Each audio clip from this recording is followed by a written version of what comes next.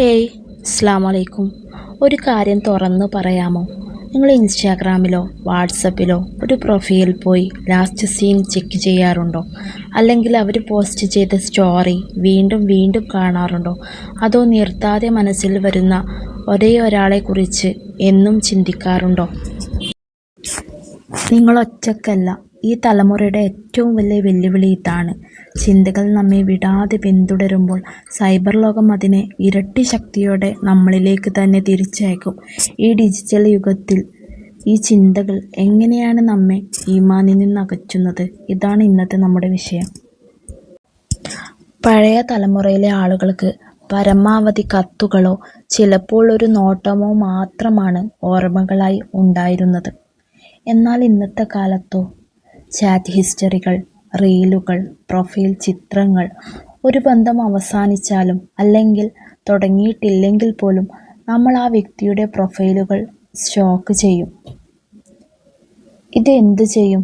ഇതൊരു fantasy loop ഉണ്ടാക്കും. നിങ്ങൾ സ്ക്രീനിൽ കാണുന്നത് അവരുടെ ജീവിതത്തിലെ ഏറ്റവും നല്ല ഭാഗമാണ്. അത് യാഥാർത്ഥ്യമല്ല. ഈ നിരന്തരമായ സ്റ്റോക്കിംഗ് നമ്മുടെ നഫ്സിനെ തൃപ്തിപ്പെടുത്തുകയും അവരുണ്ടാക്കിയ മിഥ്യാധാരണയെ സ്നേഹിക്കാൻ നമ്മെ പഠിപ്പിക്കുകയും ചെയ്യുന്നു. ഇന്നത്തെ കാലത്ത് സംസാരിക്കാൻ വളരെ എളുപ്പമാണ്. ഒരു ഹായ് അയച്ചാൽ മതി, ഉടൻ തന്നെ ഒരു ചാറ്റ് തുടങ്ങാം. ഇവിടെയാണ് നമ്മളുടെ ലജ്ജ നഷ്ടപ്പെടുന്നത്.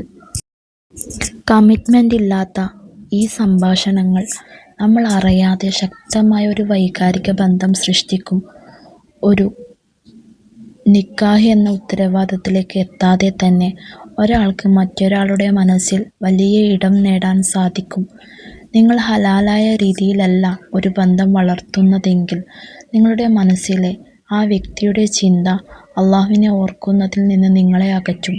അപ്പോൾ ഇത് അടയാളമല്ല, ശൈത്താൻ്റെ ഇടപെടൽ. എല്ലാ കാര്യങ്ങളും വളരെ വേഗത്തിൽ നടക്കുന്ന ഒരു കാലഘട്ടത്തിലാണ് നമ്മൾ ജീവിക്കുന്നത്. ഒരു ക്ലിക്കിൽ നമുക്ക് ഫുഡ് കിട്ടും, വിവരങ്ങൾ കിട്ടും. അതുപോലെ ദുആ ചെയ്ത ഉടനെ അള്ളാഹു കാര്യങ്ങൾ സാധിച്ചു തരണമെന്ന് നമ്മൾ പ്രതീക്ഷിക്കുന്നു. വിവാഹത്തിൻ്റെ കാര്യത്തിലോ ഒരു പ്രത്യേക വ്യക്തിയുടെ കാര്യത്തിലോ ദുആക്ക് ഉടൻ ഉത്തരം കിട്ടാതെ വരുമ്പോൾ നമ്മൾ നിരാശപ്പെടും.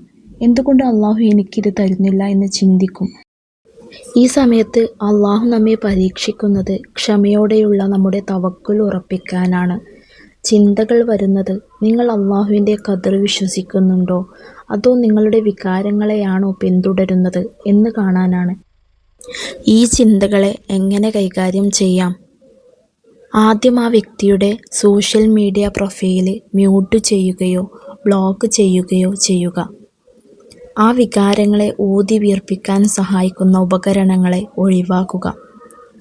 ആ ചിന്തകൾ വരുമ്പോഴെല്ലാം ഉടൻ തന്നെ അസ്തഗ്ഫിറുല്ലാഹ്, ഞാൻ അള്ളാഹുവിനോട് പാപമോചനം തേടുന്നു. ഇത് നിങ്ങളുടെ ചിന്തയുടെ ദിശ മാറ്റാൻ സഹായിക്കും. പിന്നീട് അള്ളാഹുവിനോട് ഇപ്രകാരം ദുആ ചെയ്യുക: യാ അള്ളാഹ്, ഈ വ്യക്തി എൻ്റെ ദീനിനും എൻ്റെ ഹൃദയത്തിനും എൻ്റെ ആഖിറത്തിനും നല്ലതാണെങ്കിൽ എൻ്റെ ജീവിതത്തിൽ ഹലാലായ വഴിയിലൂടെ അവരെ അടുപ്പിക്കണമേ. ഇനി അവർ എൻ്റെ ഈമാൻ തകരാത്ത വിധം അവരെ എന്നിൽ നിന്ന് നീക്കുകയും എന്നെ നിന്നിലേക്ക് മാത്രം അടുപ്പിക്കുകയും ചെയ്യണമേ. ഈ ദുആ നിങ്ങൾ ആഗ്രഹിക്കുന്നത് യാഥാർത്ഥ്യമാക്കാൻ വേണ്ടിയല്ല, മറിച്ച് അള്ളാഹുവിൻ്റെ ഇഷ്ടം നിങ്ങളുടെ ഇഷ്ടമായി മാറാൻ വേണ്ടിയാണ്. നിങ്ങൾക്ക് ഇതിലൂടെ കടന്നു പോകാൻ സാധിക്കുമെന്ന് എനിക്ക് ഉറപ്പുണ്ട്. നിങ്ങളുടെ ഹൃദയത്തിന് സമാധാനം ലഭിക്കാൻ വേണ്ടി ഞാനും ദുആ ചെയ്യാം. വീഡിയോ ഇഷ്ടമായെങ്കിൽ ലൈക്ക് ചെയ്യുക, നിങ്ങളുടെ ഫ്രണ്ട്സിനും ഷെയർ ചെയ്യുക. അസ്സലാമു അലൈക്കും വറഹ്മത്തുള്ളാഹി.